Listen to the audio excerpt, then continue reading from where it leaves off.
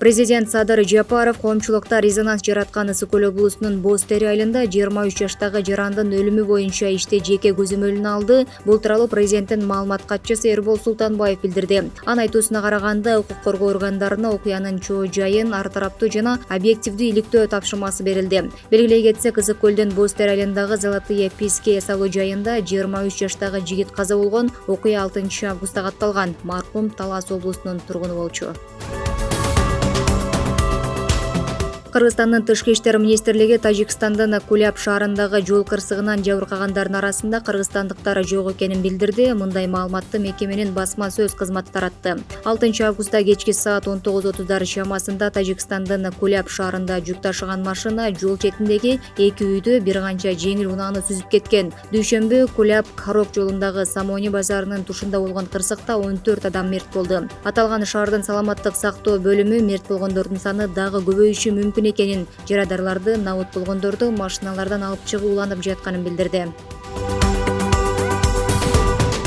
Бишкекте кылмыштуу кирешилерди адалдаган микрокредиттик компаниялар аныкталды. Бул тууралуу финансы чалгындоо мамлекеттик кызматынан билдирди. Маалыматка ылайык, финансылык чалгындоо мамлекеттик кызматы мыйзам бузууларды аныктоо боюнча бир катар иш-чараларды өткөрүп, ички көзөмөл тутумун уюштуруу боюнча талаптарды бузгандыгы үчүн микрофинансылык жана микрокредиттик компаниялар жоопкерчиликке тартылды. Алсак, террористтик иште каржылоого жана кылмыштуу кирешилерди легализациялоого каршы аракеттенүү чөйрөсүндөгү мыйзамды бузгандыгы үчүн микрофинансылык жана микрокредиттик компанияларга жалпы суммасы 110 000 сом өлчөмүндөгү 2 айыппул салынган.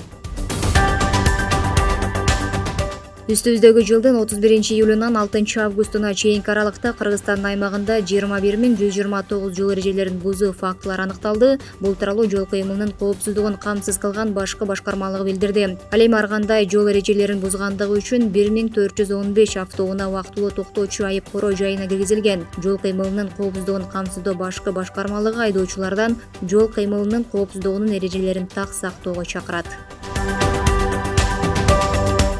Өзгөчө Кырдаалдар министрлиги аба ырайына байланыштуу чукул кабар таратты. Анда 7-8 август күндөрү нөшөрлөп жааган жаандан улам тоолуу жана тоо этектериндеги аймактарда сел жүрүшү ыктымал экенин эскертти. Ошондой эле айрым жерлерде катуу шамал болушу ыктымал. Коопсуздук чараларын сактап, жергиликтүү калктын мекемелердин, ишканалардын жана уюмдардын күчү менен арыктарды, суу өткөрүү түтүктөрүн жана ошондой эле дренаждык түйүндөрдү тазалоо иш-чараларын жүргүзүү зарыл деп жазылат маалыматта.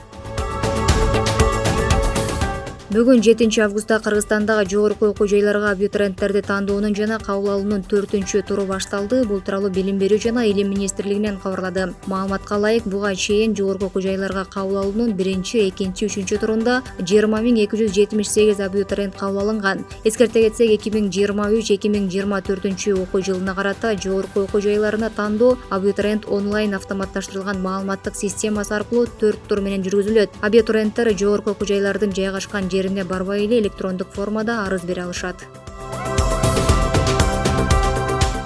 Кыргызстандык балбан Акжол Махмудов Сербиядагы эл аралык турнирде алтын медаль тагынды. Маданият, маалымат, спорт жана жаштар саясаты министрлигинин билдиришинче, бул таймашта ал венгриялык балбандарды жеңип финалга чыкты. Чечүүчү беттеште учурдагы дүйнөнүн чемпиону 27 жаштагы Орусия чемпионатынын коло байге ээси Адлет Тюлөбаевди утту. Акжол Махмудов ушул жылдын апрель айында Казакстандын борбору Астана шаарындагы беттеште Азиянын 3-жолку чемпиону болгон. Ал Олимп оюндарынын күмүш байгесинин ээси жана дүйнө чемпиону.